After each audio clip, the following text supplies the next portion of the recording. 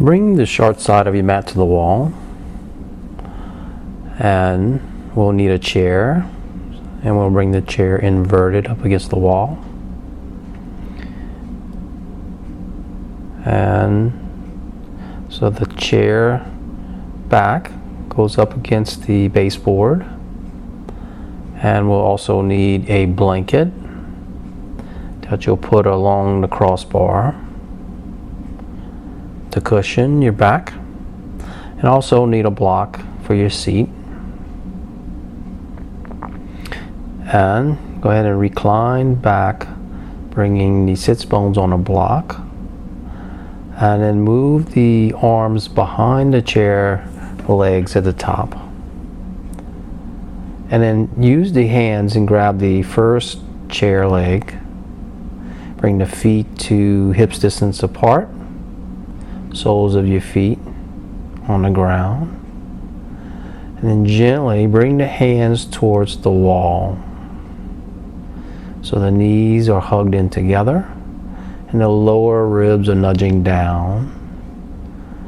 And then begin to lift the pelvis up off of the block. Interlace the hands behind the skull and feel the elbows and the forearms move towards the wall behind you.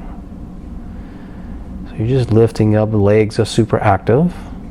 And then slowly begin to sink the tailbone down to the brick. And your heart is remaining open, so meaning that you're starting to back bend from the upper thoracic spine. The front ribs are knitting down as you're lengthening the back ribs up. So now go ahead and lift the hips back higher and bring the forearms onto the wall, the hands onto the wall. So maybe the elbows stay, maybe they don't. And again, you slowly start migrating the seat towards the block. So this might be difficult. You may want to use 2 blocks if it's necessary, or 1, depending on your shape or your length of the spine. But this is really not only a back bend preparatory pose, but also is really good to open up the shoulders. And then go ahead and bring yourself back up into your seat. You can remove the blanket, and we'll take the chair and flip it over, facing the back of the chair, facing the wall. So you can give yourself a little space. It doesn't have to go exactly all the way up against the wall, maybe a few inches, because your arms may go behind the chair seat. So we'll need the blanket again on top of the chair seat.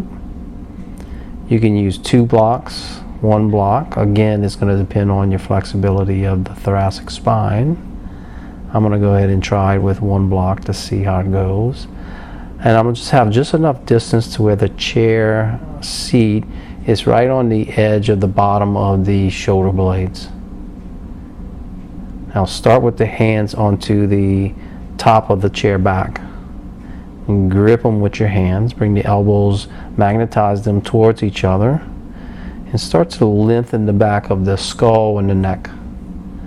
The feet, the knees, and the hips are all in a line, even though they're bent. The 4 corners of your feet are rooting down, and you just feel the elongation of the lower ribs knitting down, right? And you're checking the pelvic tilt as the tailbone sinks towards the heels. Go ahead and lift up and move your whole of the back, the crown of your head towards the wall, and then fish your arms under, and maybe the hands reach the chair seat in the back, the bottom. That's fine. It really depends on the shoulder flexibility. And having the elbows on the inner parts of the chair back is really wonderful. It really gives you that point of reference to squeeze. Now I'm going to reach my hands all the way down to the crossbar, and like having my shoulder on a shelf, I'm going to keep it there and start to inch the sits bones down towards the block. So notice if the whole rib cage rotates upward, we're going to have this drawing downward of the abdomen from the sternum, drawing down to the pelvic bones. of the points, the pelvic points. And you're going to feel the lengthening and the bending higher up than your lower back.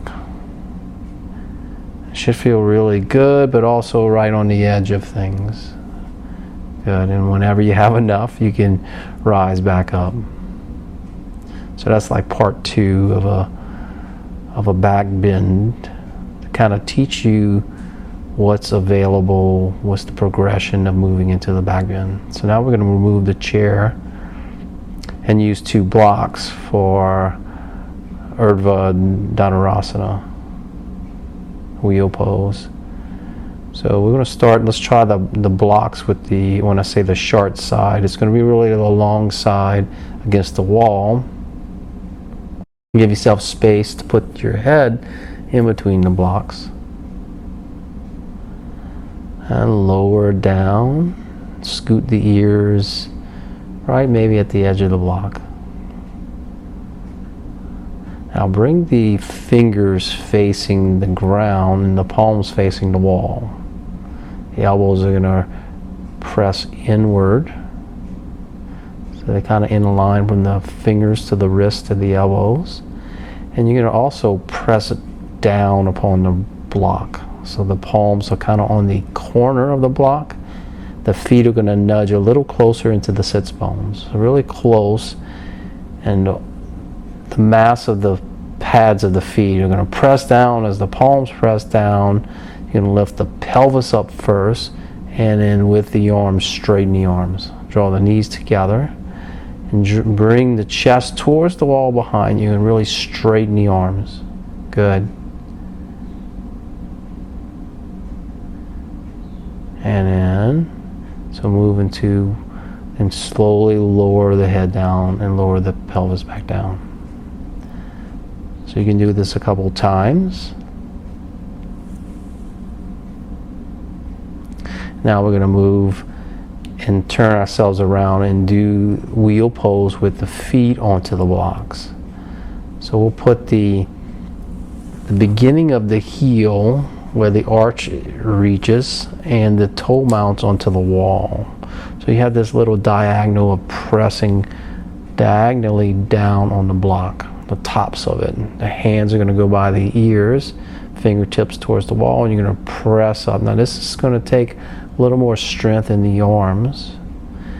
And draw the knees to the wall. Give yourself a little stability here. And then from there, active legs, you can draw the knees away. And so yeah, it's a different sensation. Gives you kind of a different perspective of wheel pose. I'm going to do a version of wheel, which in some ways are easier. It's just different. Put the back of the chair all the way up to the wall.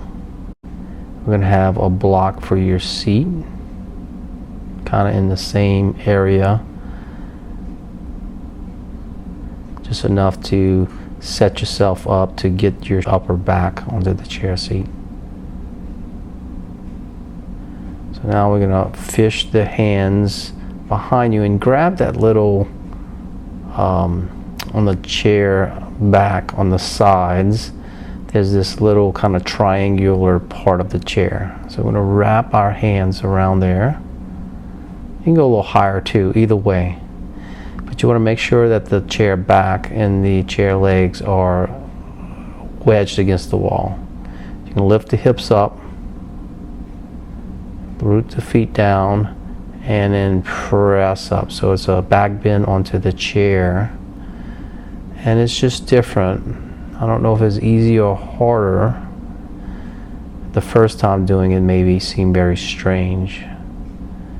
But it is, gives you a different perspective of different, more weighted into the legs, and maybe takes a little less arm strength, potentially. And there you go. This is some modifications of the wheel pose using props with chair blocks.